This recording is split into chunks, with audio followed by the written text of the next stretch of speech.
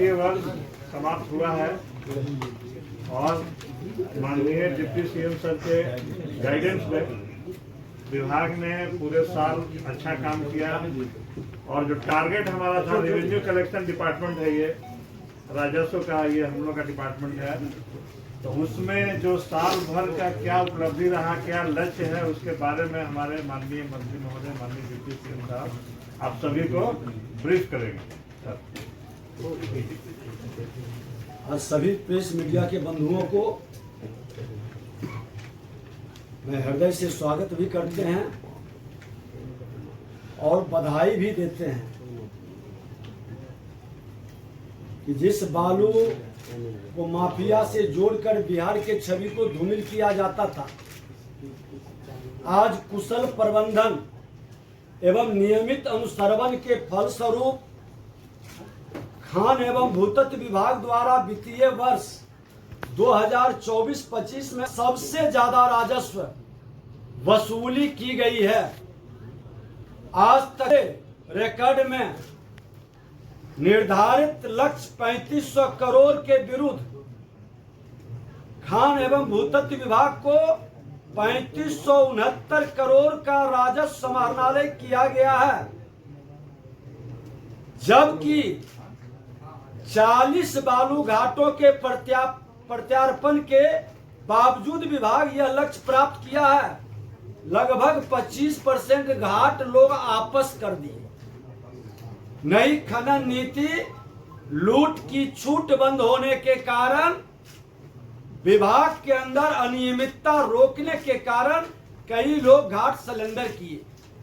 25% घाट surrender के बाद भी हम 114% लक्ष्य को प्राप्त किया।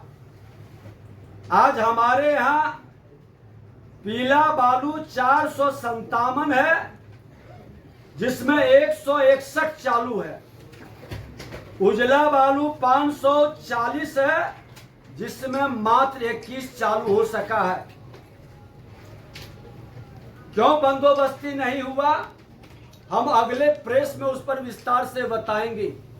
क्या क्या फैक्टर है,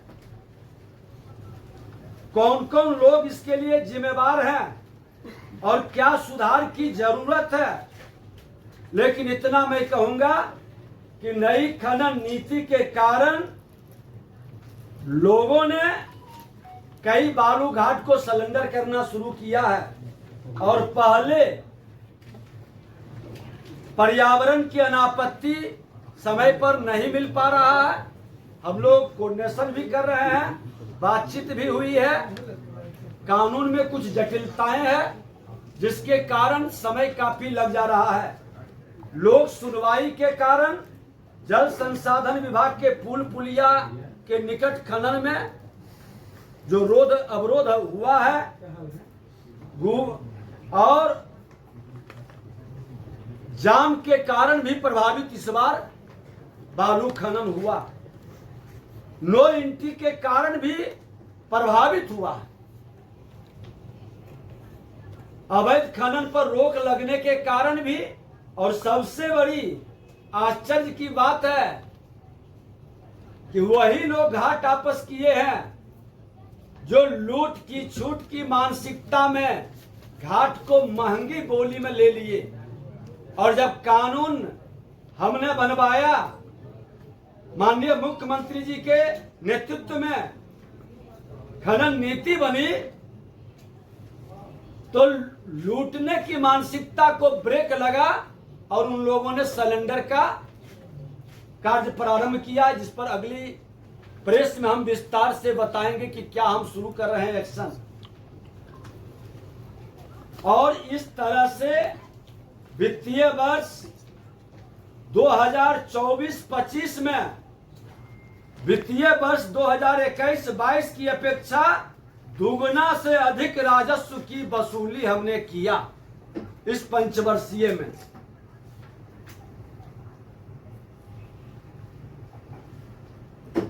बिना गोली चले, बिना नरसंहार हुए आज हम ये सफलता को बिहार सरकार प्राप्त की है। कोई जातीय उन्माद नहीं फैला, कोई नरसंहार नहीं हुआ, हमारे विभाग के पदाधिकारी को कोई पीटने का काम नहीं कर पाया। हमने उसको भी सशक्त किया, मजिस्ट्रेट की ताकत दिया है कि जहां जरूरत पड़े तुम लाठी भी बरसाओ, गोली भी चलवाओ, अवैध खनन कतई नहीं होने देंगे। आज इसका असर कई जगह प्रत्यक्ष अप्रत्यक्ष पड़ा है। राज्य में ओवरलोडिंग बंद लगभग हो गया। अक्टूबर माह 2024 में खनन नीति में किए गए सख्त प्रावधानों के पश्चात अवैध खनन में प्रभावी नियंत्रण स्थापित हुआ और दूसरी ओर ओवरलोडिंग लगभग नगण्य हो गया है। आप सब लोग हमारे खास करके यूट्यूबर और social media, print media, press media के बंधु भी हैं। ओवरलोडिंग अवैध खनन पर हम 10,000 और 5,000 का इनाम भी घोषित किए हैं। उसका भी बड़ा प्रभाव पड़ा है। आज इसका असर देखिए नई खनन नीति का कि पुल पुलिया एवं सड़क सुरक्षित हो गया। ओवरलोडिंग के कारण जो पुल पुलिया सड़क को क्षति पहुंचती थी, आज उसके रख रखाव आसान हो गए और पथ निर्माण विभाग के मंत्री होने के नाते हमने ही उस समय शुरू किया था अनुरक्षण नीति का, पुल पुलिया और सड़क का, जो अब वहां के भी वर्तमान मंत्री कैबिनेट में भेज रहे हैं। मैं बधाई देता हूं। ये अनुरक्षण नीति हमने बनाया, हेल्थ कार्ड पुल पुलिया सड़क का बनाया और एक नीति और वहां हमने शुरू किया। जिन लोगों ने कॉन्ट्रैक्टर नीचे अरवल, औरंगाबाद, पटना और उजला बालू में मैं बता दूं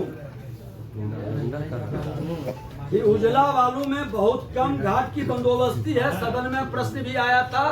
हम लोग पूरा प्रयास कर रहे हैं कि ज्यादा से ज्यादा बंदोबस्ती हो। जो तकनीकी विभागीय इसी का मामला है, पर्यावरण का मामला है, वो क्लियर हो, क्योंकि 540 घाट में मात्र 21 घाट चालू है। उसकी भी हम लोग समीक्षा करेंगे, क्योंकि वहाँ बहुत कम का वसूली हुआ है। लेकिन उसमें भी आपको बता दें कि जो सबसे कम उजला बालू में रहा है वैशाली 27%। हम वहाँ के सभी जिले, बिहार के सभी जिलाधिकारी से भी हम जब दौरा करेंगे, हमारे पदाधिकारी जाएंगे, समीक्षा करेंगे वो इतने फेल्योर क्यों रहे, क्योंकि सरकारी विभाग का ही कार्य इतना वर्क डिपार्टमेंट में चल रहा है, फिर उनका इतना राजस्व नीचे कैसे रहा। और सभी का जहां जहां फेल्योर रहे हैं वो सभी वर्क डिपार्टमेंट के कार्य एजेंसी के चालान की जांच कराएंगे कि आखिर उन्होंने मिट्टी, बालू और पत्थर कहां से खरीदा, कैसे लगाया, सरकार के राजस्व का कितना नुकसान किया। ये पूरी व्यवस्था सरकार के राजस्व बढ़ाने, रोजगार का अवसर बढ़ने और हमारे नौजवानों को भी रोजगार में भागीदारी का वर्क जब बढ़ता है, विकास जब होती है, तो उसमें उनकी हिस्सेदारी भी होती है। बहुत बहुत धन्यवाद। सुपौल 177%, सहरसा 173%, मधेपुरा 158%, किशनगंज 152%, सीतामढ़ी 146%, मोतिहारी 146%, सीवान 134%, दरभंगा 132%। लेकिन उजला बालू में तो 100% उसकी डिमांड कई जगह है। ईट भट्टे के अंदर है, बड़े स्ट्रक्चर या प्राइवेट निजी स्ट्रक्चर कंस्ट्रक्शन सब में जरूरत है, सड़क में जरूरत, तो उसको हम फिर से एक बार समीक्षा करेंगे। और इस बार का लक्ष्य हमने कहा है कि अनुमान पर कभी नहीं होगा, अनुमान पर लक्ष्य तय नहीं होगा, अब लक्ष्य अनुभव पर तय होगा और स्थल की पूरी जानकारी लेके तय होगा। सर थाना का नाम नहीं बताया जो ट्रक को रोक के रखा था, एक्शन क्या लिए? हमने एसपी को कहा है कि इसको इमीडिएट कार्रवाई के लिए भेजिए डीजीपी के पास, और ऐसे भ्रष्ट लोग कतई स्वीकार बिहार के अंदर नहीं होंगे। जो इस तरह के खेल में लगे हैं वैसे लोगों पर एक्शन इमीडिएट जरूरत है। आज वैशाली में इसी तरह के एक थाना प्रभाव